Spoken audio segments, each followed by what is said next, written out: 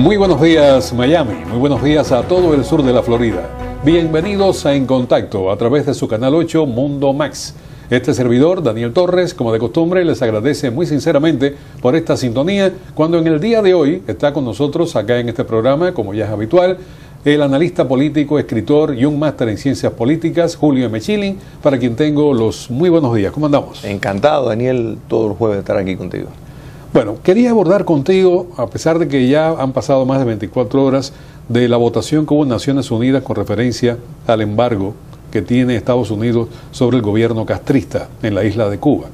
Y digo abordar este tema porque se han desatado una serie de opiniones con relación a que si las relaciones entre Estados Unidos y Cuba se están enfriando y que ya sencillamente se está distanciando Estados Unidos de Cuba, y por otra parte hay otras personas que opinan de que lo que pasó en Naciones Unidas es parte del paisaje. Este tipo de opinión también la tengo yo, y pienso que lo que se discute en Naciones Unidas realmente es parte del paisaje solamente. Pero bueno, quería analizar contigo el tema porque el canciller cubano, el señor Bruno Rodríguez, se apareció allí con un discurso que data de hace 5 décadas atrás. Era el mismo discurso, trataba a Estados Unidos como el imperialismo. Y exactamente los reclamos que se hacían era como si no hubieran restablecido relaciones, como si no hubiera habido un acercamiento entre Estados Unidos y Cuba, y como si la política real entre las dos naciones no fuera distinta por completo a aquel discurso que se estaba emitiendo en ese hemiciclo de Naciones Unidas. Por eso muchas personas, yo digo que son ingenuos políticos, piensan que se han enfriado las relaciones entre la actual administración y el régimen castrista.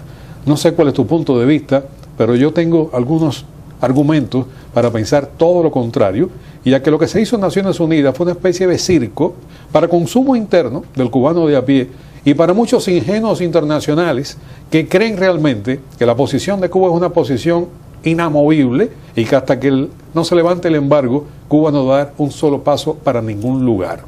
No sé cómo tú ves la situación. No, yo creo que coincido con la lectura que tú le das.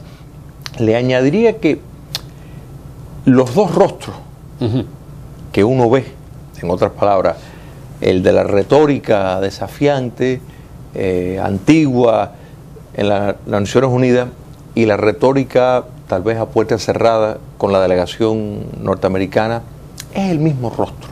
Este es el verdadero rostro. En otras palabras, Cuba comunista sigue viendo a los Estados Unidos y el modelo democrático como un enemigo. La única razón por la cual ellos buscan, digo ellos, la dictadura cubana, un acercamiento con los Estados Unidos, es por las sanciones, por el embargo, que lo que quiere es preferencia económica. Eso es todo. Entonces, lo que está demostrando en el discurso y en esas votaciones en las Naciones Unidas, más que nada simbólica, es el mensaje y la búsqueda de la solidaridad de otros países a través del mundo, que cada año efectivamente han incrementado en números, porque Washington en efecto no ha seguido el curso de hacer ese mismo de cabildeo para realmente lograr una votación, porque si los Estados Unidos quisiera tener un número de cifras diferente a las Naciones Unidas, haría una campaña donde pondría énfasis en la violación de derechos humanos para presentar el caso de que por eso es que están las sanciones, pero no les interesa, sino deja que básicamente el régimen mueva la votación, el cabildeo como ellos quieren, y entonces logran esos números. Pero es el mismo rostro, porque es la misma naturaleza. En otras palabras, reitero, lo que estamos viendo es los propósitos que siguen siendo los mismos. Lo que busca, insisto, es el comercio, y por eso es que simultáneamente por los Estados Unidos estamos viendo gobernadores, estamos viendo la secretaria de Comercio, estamos viendo todo este movimiento a la misma vez que está esta retórica guerrerista de la dictadura cubana, porque en efecto tanto la administración del presidente Obama como la dictadura cubana, todo esto lo que busca es el comercio. Mira, para el presidente Barack Obama, bueno, se comentaba en los pasillos de la Casa Blanca momentos antes de iniciarse esta sesión donde Cuba presenta este documento. El documento que Cuba presenta molestó, irritó a la actual administración de los Estados Unidos porque no entra en consideraciones de que han cambiado los tiempos y que ya hay un restablecimiento de relaciones entre ambas naciones. Por lo tanto, el discurso tenía que haber cambiado, el planteo tenía que haber sido más atenuado, un más político, por decirlo de alguna forma. Sin embargo, el que redactó el documento, que no me cabe la menor duda que fue por orientación de Raúl Castro, porque Bruno Rodríguez, el canciller cubano, es un ventríloco. O sea, el que piense que el canciller de Cuba genera por su propia mentalidad, no conoce a Cuba. Claro. O sea, ese discurso se lo dieron a él. Mira, esto es lo que tienes que leer. Como en una época, cuando yo intentaba hacer periodismo en Cuba, en un momento determinado, cuando la primera guerra en el Golfo Arábico Pérsico, me llegó un documento del Comité Central del Partido que me dijeron, esto es lo que tienes que leer. Y yo hice lo siguiente, leí el documento, le habían tumbado 7 aviones a la aviación de los Estados Unidos en una sola jornada, y yo cogí el papel y le hice así. Y el papel no hizo lo que hizo sino que cayó así delante de la cámara, y me suspendieron un mes de trabajo por haberme mofado de aquel documento. En el caso del canciller cubano, él leyó lo que le redactó la alta jerarquía castrista en Cuba, o el propio Raúl Castro, que fue quien redactó el documento, fue quien orientó qué es lo que había que decir. En primer lugar, el embargo está codificado, o sea, lo puede levantar única y exclusivamente el Congreso de los Estados Unidos. Y Barack Obama ya tiene un montón de problemas con el Congreso de los Estados Unidos por órdenes ejecutivas. No le puede echar más gasolina al fuego el señor Barack Obama, el presidente de los Estados Unidos. Y tampoco puede ir en contra de una legislación que ha sido presentada por su propio país, porque sería absurdo. Pero sin embargo, como te decía, se comentaba en los pasillos de la Casa Blanca que podía abstenerse. O sea, que podía abstenerse Estados Unidos, lo que hubiera sido una posición sumamente interesante. Pero Cuba no se lo permitió por el discurso agresivo. Claro. Entonces, al tener este propio discurso, le da el argumento a la Casa Blanca de decir, bueno, si usted va a pronunciar este tipo de discurso en Naciones Unidas, yo voy de nuevo a votar a favor del embargo como lo hizo Israel. Pero esto no, desde mi punto de vista, no cambia en lo absoluto nada, absolutamente nada. En primer lugar, porque Naciones Unidas, desde mi punto de vista, está envejecida. En tercer lugar, porque Naciones Unidas sencillamente propone temas, pero no tiene poder de mandato. Por lo tanto, la política exterior de Estados Unidos, con la inmensa cantidad de errores que se han cometido en los últimos años con esta administración, no tiene ningún tipo de conexión, no es vinculante con disposiciones de Naciones Unidas. Y, para muestra un botón, como te decía cuando comenzamos el programa, está La Habana repleta de turistas norteamericanos, grandes celebridades del mundo farandulesco y cultural de los Estados Unidos, yendo ahí a hacerse videos y retratándose, yendo grandes personalidades del mundo político, no solamente ejecutivos del propio Departamento de Estado o de la propia Casa Blanca, sino por otra parte legisladores, senadores siguen visitando Cuba. Evidentemente continúa el acercamiento y continúa la propuesta. Y esto que ocurrió en Naciones Unidas, para el que se quiera creer que se acabó la luna de miel, bueno, yo lo catalogo de ingenuo porque me parece que de que se acabó nada. Lo que pasa en Naciones Unidas como en Las Vegas, lo que pasa en Las Vegas se queda. Y lo que pasa en Naciones Unidas, cuando salen de allí, no tuvo trascendencia. Ahí está, eso es muy cierto. Bueno, vamos a ir a la pausa y te voy a proponer cambiar de tema. Hoy los dos temas han sido medio controvertidos, porque este tema del embargo divide a las peñas, al menos en esta ciudad de Miami, donde tú sabes que la política es el deporte nacional. Pero hay otro tema que está subyacente en la sociedad norteamericana, que es el tema del racismo. Y continúan sucediendo una serie de issues, por decirlo como dicen los norteamericanos, que subrayan nuevamente que el racismo, más que subyacente, está a flor de piel en esta nación. Con ese tema quería regresar después de la pausa contigo. Vamos entonces a un breve corte y regresamos en minuto y medio, 2 minutos aproximadamente.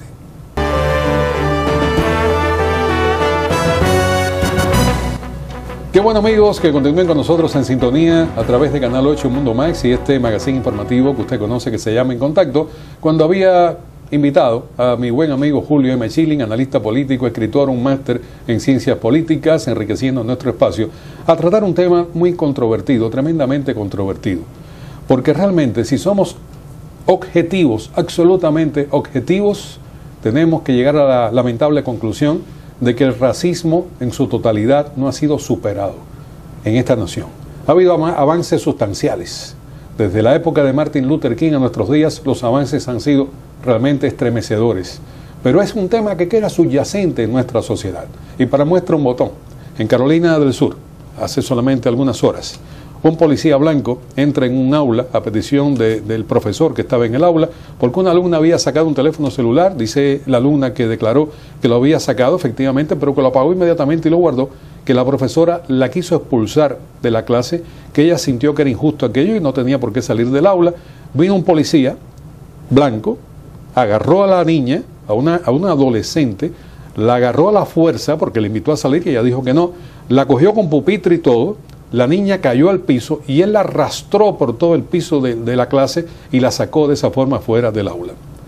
Si yo con mi hija pequeña, que ya no es tan pequeña, pero digamos que hubiera tenido la edad de esa muchachita, yo hubiera hecho eso en mi casa, y hubiera cogido a la niña y la hubiera sacado de una silla y la hubiera arrastrado por toda la clase, me hubieran quitado la custodia de la niña. Y tal vez yo estaría preso en este momento si hubiera cometido esa acción que hizo este policía, que ya tenía antecedentes de sucesos también raciales, de corte racial. Está indignada la sociedad afroamericana de Carolina del Sur y de otros lugares de Estados Unidos, y te digo con sinceridad, con toda razón. Entonces yo no sé cómo tú ves este asunto. Hay personas, incluso oí un analista político el otro día, me gusta decir las cosas con nombre y apellido, en el programa de Rodríguez Tejera, que no lo dejo de ver ni un solo día, porque realmente pienso que es uno de los mejores programas de la televisión en este momento, en este tipo de especialidad. Y Rodríguez Tejera es un brillantísimo periodista. Hubo un invitado que le echó la culpa al problema racial, que ya había sido resuelto, dijo él, en los Estados Unidos, y que la culpa la tenía el presidente Obama, porque él que había traído estos lodos nuevamente a la actualidad. Nunca se ha resuelto totalmente, desde mi punto de vista, en Estados Unidos, el problema racial. Yo no sé cómo tú lo ves. No, concuerdo plenamente en todo lo que has expresado. Si bien en todo el mundo hay alguna forma de racismo, los Estados Unidos tienen una historia de un racismo, podemos decir, institucionalizado. O sea, una experiencia bastante severa comparado a otros países, incluso en nuestro continente. Ahora bien, el argumento de que las fuerzas públicas, para poner el orden, tienen que cruzar líneas que, como tú definiste claramente, que si tú hubieras hecho eso, o si lo haría yo, o cualquier padre con un hijo, iría preso, aunque el padre tiene potestad sobre un menor, iría preso y probablemente hasta pierde la custodia, si no ponerla en riesgo del menor. ¿Cómo es que un oficial de las fuerzas públicas lo va a hacer? Yo creo que ahí es un gran fallo, y el sistema tiene que entender que cuando se trata, si fuera un joven blanco, sería el mismo problema por la cuestión de que no se puede decir. Si un padre no puede usar ese tipo de fuerza contra un menor, tomando en cuenta que no hay ningún riesgo a la vida de nadie, o sea, las circunstancias no daban mérito a que habría que ejercer ese tipo de fuerza. Pero le tienes que añadir el factor racial, y tiene que haber una mayor sensibilidad de parte de cualquier oficial de las fuerzas públicas cuando está en una situación así, tener en cuenta todas las posibilidades, todo lo que puede ocurrir con una acción donde se está extralimitando en la fuerza. Y aparte, no, si tú me dices que el estudiante tenía un arma y estaba amenazando el resto de la clase, o tenía un cuchillo, o estaba envuelto en una acción de violencia con los otros alumnos o con el profesor, pero no era el caso. Entonces, absolutamente innecesario y muy peligroso, porque es un acto irresponsable de parte del policía que pone en riesgo la vida y la propiedad de muchos en los Estados Unidos a consecuencia de motines, y no es la justificación, pero sí es la llama que encienda determinadas pasiones, da curso a determinados problemas que están subyacentes. Esto no contribuye absolutamente nada para eso, y el presidente de los Estados Unidos no tiene nada que ver de culpa con eso. A pesar de que ha hecho algún tipo de comentario con acontecimientos muy locales, muy específicos, que ha hecho comentarios que tal vez no le pertenecían al Poder Ejecutivo, sino que debió haberse callado y dejar que el Poder Judicial fuera el que tomara participación. Pero es que el presidente de los Estados Unidos también es un afroamericano. Claro. Y por lo tanto hay que tener en cuenta que también ha sufrido justamente. Él dijo, incluso el presidente en un momento determinado dijo, el que piensa que el racismo se ha acabado en Estados Unidos no conoce ciertos barrios. Y habló de Chicago, de un lugar de donde él procede, Y él ilustra esto diciendo, cuando tú vas caminando, un negro norteamericano, un afroamericano, va caminando por una calle de Chicago, tú sientes cómo los automóviles van cerrando sus locos. Y sientes crack, crack, crack, como van cerrando los locks, porque solamente cuando tú miras por el retrovisor que viene un afroamericano, ya tú tomas medidas de precaución. Y esto es un sentimiento interno que tenemos todos. Yo pienso que lo primero es reconocer que el problema existe y no seguirlo negando. Claro, claro. Y no seguirlo obviando. No, ese problema quedó ya resuelto, ese problema no existe en la sociedad norteamericana. No es verdad. Correcto. Y mira, yo concuerdo plenamente contigo en esto también. Yo creo que el presidente hay que entender que al ser, o sea, de la raza negra, pues se tiene que sentir eso más dolido. Igual que nuestros senadores y congresistas cubanos, pues se sienten más allegados cuando se toca el tema de Cuba. Eso se entiende. Es natural. Es natural. Es más, lo vería demasiado extraño si el presidente pues no se expresaría de una forma más tocada por algo así. Es un tema altamente sensible, es un tema tremendamente delicado en nuestra sociedad, pero es un tema que hay que tomar por los cuernos y acabarlo de resolver de una forma y por todas, y no dándole salidas políticas, porque esta salida política de echarle la culpa al presidente de los Estados Unidos de que ha traído estos lodos en este momento a nuestra sociedad es muy frívolo realmente el análisis. Correctamente, es banalizar algo que es muy serio. Correcto. Bueno, Chile, lamentablemente me han dicho que el tiempo se nos ha acabado. El tiempo es nuestro gran dictador en este programa. Tenemos algunos compromisos, gracias a Dios, que tenemos algunos compromisos profesionales. Así que te invito, te agradezco sobre todo y te invito a estar con nosotros el próximo jueves para que sigas trayendo estos temas y analizando sobre todo temas de mucha actualidad con tu sabiduría, porque indiscutiblemente la tienes. Con mucho gusto, Daniel. Gracias a ti.